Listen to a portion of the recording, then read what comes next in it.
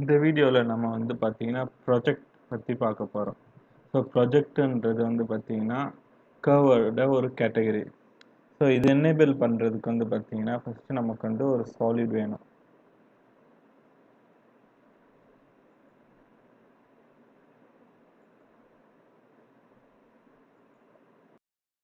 ஒரு சர்க்கிள் எடுத்துக்கலாம், 50 ரேடியஸ் கொடுத்துட்டா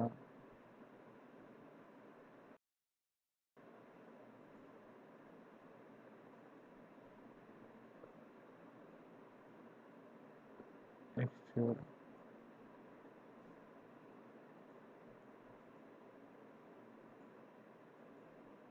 ஸோ ஒன்ஸ் நான் இதை ஒரு சாலிட் க்ரியேட் பண்ணேன்னா ப்ரொஜெக்ட் கர்வ் வந்து எனக்கு ஃபார்ம் ஆகிடுச்சு. ஸோ பார்த்தீங்கன்னா எனக்கு எதை ப்ரொஜெக்ட் பண்ணணும்னு நான் நினைக்கிறேன்னா அதை ப்ரொஜெக்ட் பண்ண இந்த ப்ரொஜெக்ட் கர்வை நம்ம யூஸ் பண்ணுவோம். உதாரணத்துக்கு ஒரு பிளேன் கிரியேட் பண்ணுறேன்.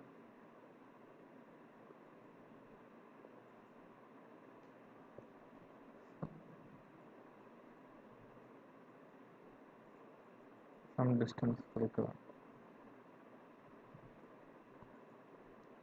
Sketch.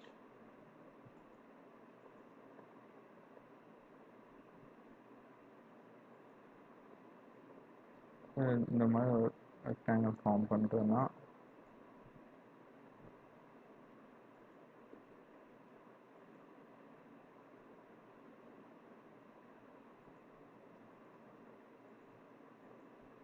Curve project. So first இந்த கர்வ் சூஸ் பண்ணணும். ஸோ எந்த ஃபேஸில் ப்ரொஜெக்ட் பண்ணணுமோ அந்த ஃபேஸ் செலக்ட் பண்ணிட்டு இந்த டைரக்ஷன்ஸ் கரெக்டாக இருந்தால் பார்த்தீங்கன்னா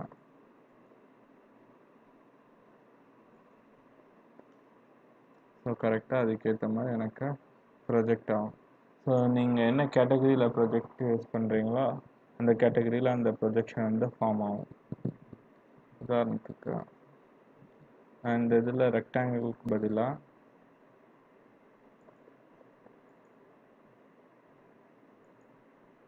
ஒரு கிராஸ் லைன் போடுறேன்.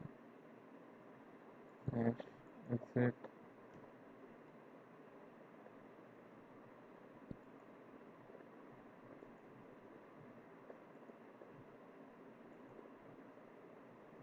ஸோ டைரக்ஷனை மாற்றலாம். ஸோ பார்த்தீங்கன்னா இதுதான் வந்து பார்த்தீங்கன்னா ப்ரொஜெக்டோட இது. ஸோ ப்ரொஜெக்ட் மோஸ்ட்லி வந்து பார்த்தீங்கன்னா நீங்கள் எங்கே அதிகமாக யூஸ் பண்ணுவீங்கன்னா நீங்கள் யூஸ் பண்ணுற இடம் ஃபுல் அண்ட் ஃபுல் வந்து பார்த்தீங்கன்னா சர்ஃபேஸ் பேஸ்டாக தான் இருக்கும். ஓகேவா? தேங்க்யூ.